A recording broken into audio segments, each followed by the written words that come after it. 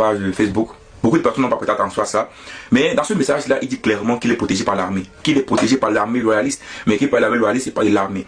Comme on voit tantôt, il y a une partie de l'armée qui n'est plus avec le pouvoir du RTPC, qui n'est plus avec le régime de Paul Biya.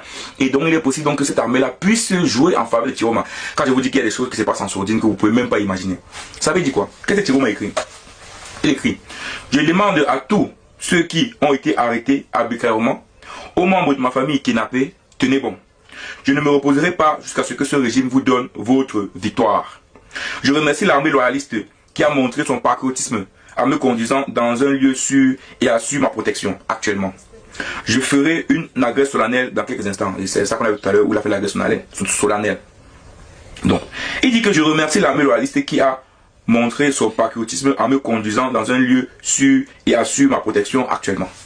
Donc, tout m'a dit clairement qu'il y a une partie de l'armée loyaliste qui assure sa protection. Comprenez bien, c'est une partie de l'armée qui assure sa protection. Et il mentionne en disant que l'armée là, l'a pris pour l'arrêter chez lui pour le mettre dans un lieu sûr.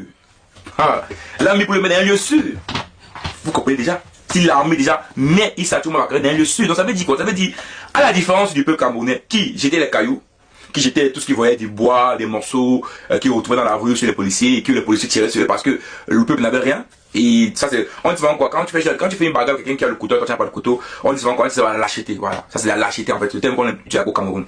Ça dit, c'est la lâcheté. Mais, aujourd'hui, Tiroma est protégé par l'armée loyaliste. Ça veut dire qu'aujourd'hui, il est possible quoi, que si le gouvernement en place essaie de pouvoir viser Tiroma pour le tuer, que cette armée loyaliste se réplique.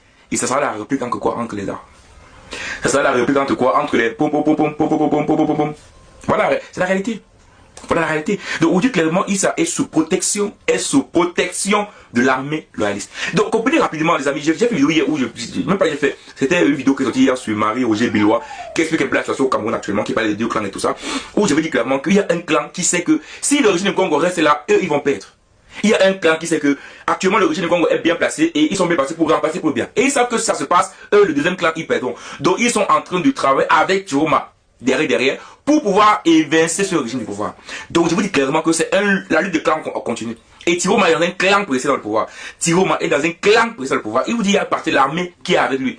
Mais on ne sait pas le nombre de personnes. On ne sait pas qui est dans l'armée. On ne sait pas qui est incrusté dans l'armée avec Tiroma. On ne sait pas. Mais on sait juste que si cette affaire continue comme ça risque d'éclater un petit conflit armé peut éclater. C'est ça la raison en fait. S'il y a deux clans dans l'armée, il est possible qu'on puisse arriver à un conflit armé s'éclate entre deux camps. Et là, le peuple va s'asseoir. Je vous ai dit, peuple camerounais, vous n'allez pas échapper à quelque chose de sans au Cameroun. Ça va arriver. La chute de Paul Biya ou bien le changement de régime au Cameroun ne pourra pas se passer aussi facilement que vous le pensez. Bon, parce que quoi? Parce qu'il y a une armée qui mange bien, qui est dans la mangeoire, qui est tranquille. Et une autre armée qui comprend que non, ces gens-là, ils vont pas perdre quelque chose le peuple, donc ils sont loyalistes, ils sont avec le peuple. Et ça risque de commencer d'abord par là. Parce que normalement, l'armée doit être unie. Quand un problème ça arrive, l'armée doit être unie et aussi à mettre quelqu'un dehors. C'est-à-dire, on se met ensemble, un problème au Gabon, on se met ensemble, on met le président des côtés et on essaie de travailler ensemble pour pouvoir avoir un pays qui est correct, un pays où on peut mettre en place une gouvernance, changer de constitution, voilà, mettre en place des choses qui permettent qu'on puisse aller aux élections. Mais, déjà que vous avez une armée qui est divisée, une armée qui n'est pas ensemble, ça veut dire qu'à un moment donné, les deux peuvent créer des ministres. Et on a vu au Soudan ce que ça passait, Soudan du Sud, Soudan. C'est-à-dire que quand on arrive à ce niveau, il est possible qu'on a un pays divisé. Oui. Le silence des Camerounais va amener le Cameroun dans un pays divisé. Comprenez bien. Le silence des Camerounais risque de plonger le Cameroun dans un pays divisé. C'est moi qui vous le dis.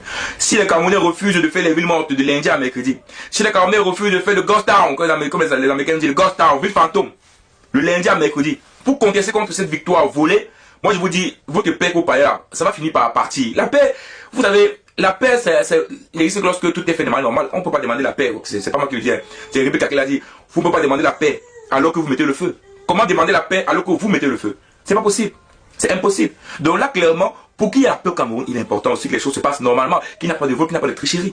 C'est ça aussi la réalité. Donc aujourd'hui, clairement, Tiroma Bakary est support. Il y a un clan qui soutient Tiroma Bakary dans le gouvernement de Paul Biya, mais également dans l'armée. Parce que là, il est protégé. Il est un lieu sûr. Il est dans un lieu sûr.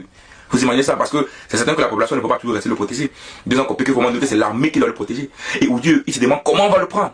Il veut dire aujourd'hui clairement, si Atangadi n'a pas pris Tiroma depuis, c'est parce que c'est compliqué. C'est complexe. Et dans cette affaire-là, je vous ai dit, il y a des choses aussi qui vont sortir.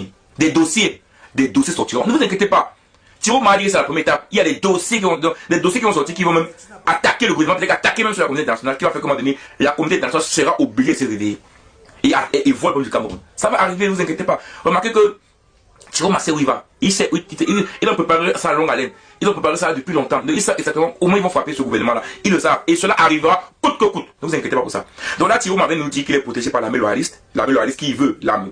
Qui n'est pas l'armée loyaliste, c'est pas l'armée du peuple. Donc l'armée qui vraiment comprend que le peuple en a marre et que cette armée-là comprend qu'il faut vraiment libérer le pays de ces gens-là qui ont mis le Cameroun à feu et à sang, dans une misère, une galère terrible.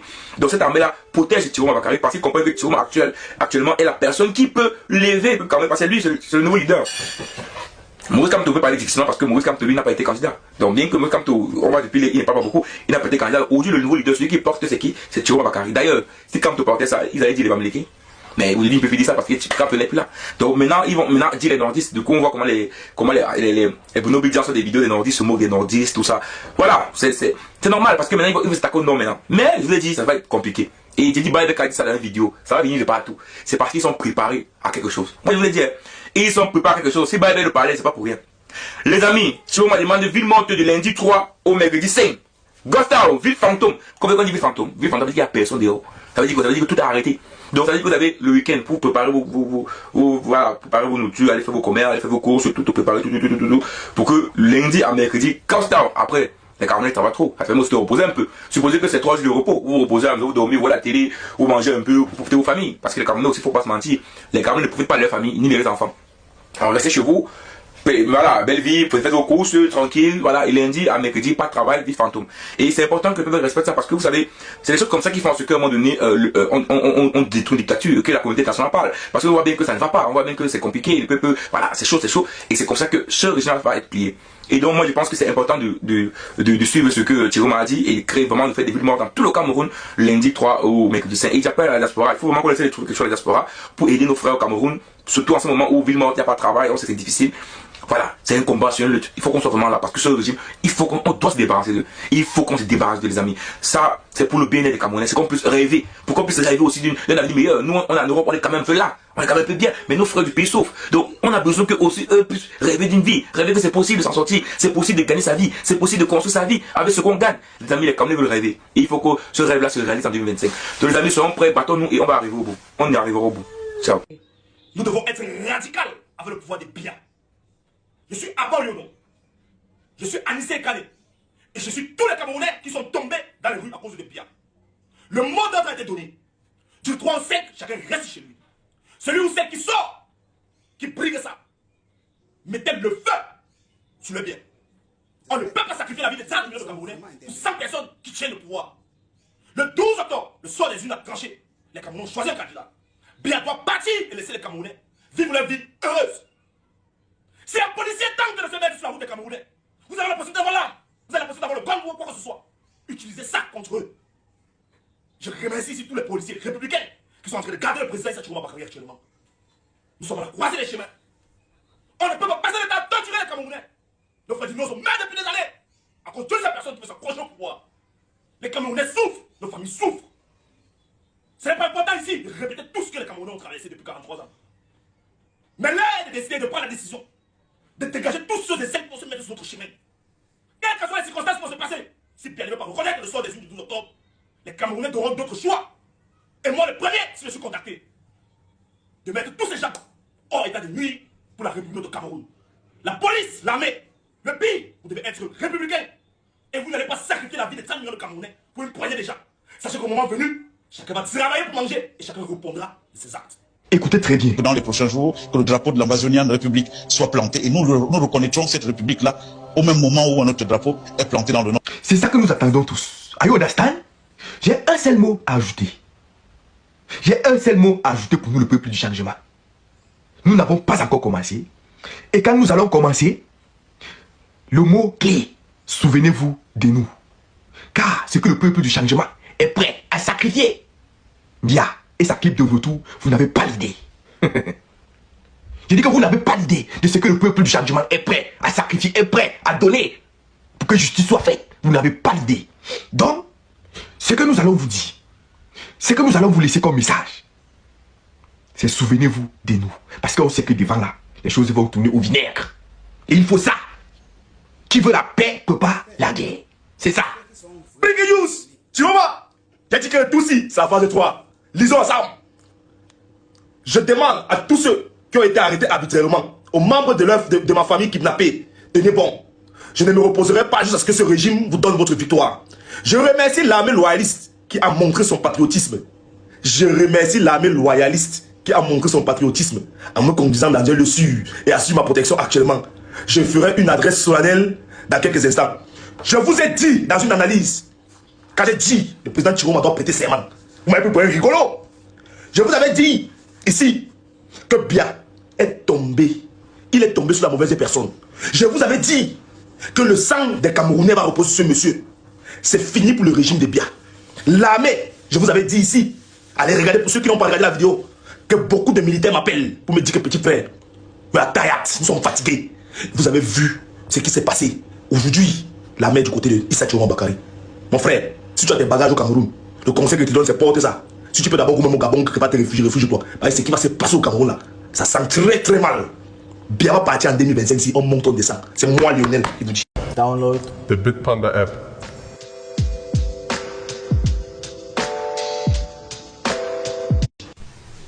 Alors mes chers amis, j'espère que nous tous on a écouté la vidéo que actuellement Massa, ça donne la chair des poules déjà quand on écoute tout ce qui se passe là. Le Cameroun va tomber dans l'obscurité ou dans quoi? Moi, Paul Biya devait même annuler les élections. De ma part. Oui, tu veux faire le pays comme ton royaume. Tu devais annuler les élections. Au lieu de voiler les yeux avec les élections et venir faire ce genre de cricage. Issa Chiroma connaissait dès le départ où il partait.